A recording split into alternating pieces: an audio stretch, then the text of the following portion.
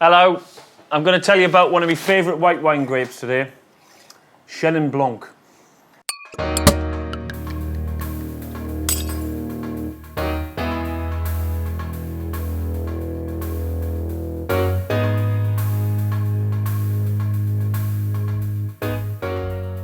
So this is a cool climate grape, and it does really well in those areas that have got a little bit of a cooler influence. So further north or next to the sea, you know, like South Africa's Western Cape where the wind blows in off the sea, that's all good places to grow Chenin. And it's one of them neutral grapes that sort of takes on the place rather than the grape variety being the centre of attention. So that's probably why I'm so obsessed with it. I'm constantly chasing unicorn Chenins. And most of these wines come from the Loire. It's one of the most versatile grapes I can think of because it makes amazing sparkling wines like champagne. You can get super sweet, honeyed, luscious wines from like late harvest Chenin. It grows amazingly on like sandy limestone soils. But when you get it on this schist soil in the Anjou region, just to the west of Saumur, this is where the magic happens because these are the Chenins that are super mineral, really powerful, and you start to feel the power and the magic of Chenin. Because those wines are a bit drier, they're racy, they've got this mineral grip, they've got this pear and toffee apple stuff going on. I just love it. And it can be so different from village to village. So I'm going to show you the wines of Nicolas Joly, who is a proper ledge. He's a bit nuts actually. It's going to be Chenin Armageddon. No, probably not. It's probably just me having a glass of wine. A lot of people have contacted us saying, are you an alcoholic? I'm concerned about your drinking, Sean. But honestly, I'm not an alcoholic. I use this Coravin all the time. I can pour myself a glass and save the rest of the bottle for another time. Yeah, my mum thinks I'm an alcoholic. I'm not, honestly. I spit them out all the time. Okay, that's the Coravin. Big fan of this gadget. All right.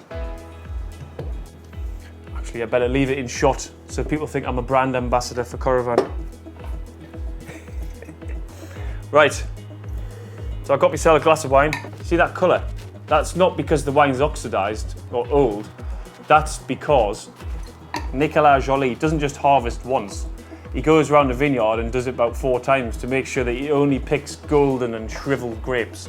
It's called noble rot. So that's the way you're going to get these honeyed, nutty flavours in the wine. And that's just amazing for me. Whoa, crazy.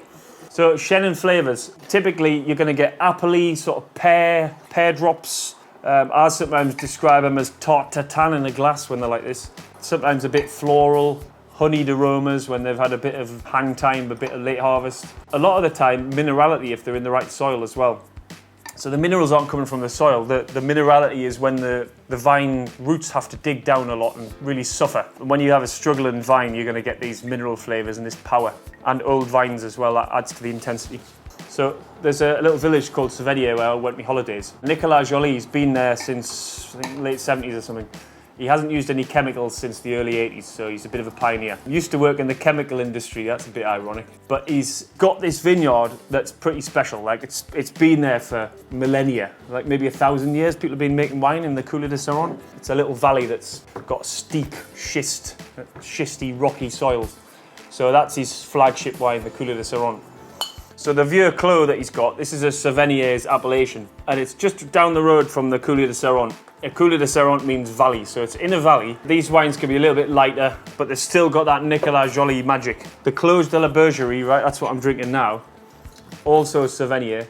This is closer to the Coulée de Serrant vineyard, bit steeper, bit older vines, bit more intensity, a bit more golden, lots of pear and apple and tart tatin, and it's a bit like a toffee apple in a glass. And it's got really intense mineral flavours and length. Wow. But these two, the Clos de Bergerie and the Coulée de Serrant, these are the big boys. So these are the ones that have got the real power and intensity. They're so intense. Like you don't even need much in a glass.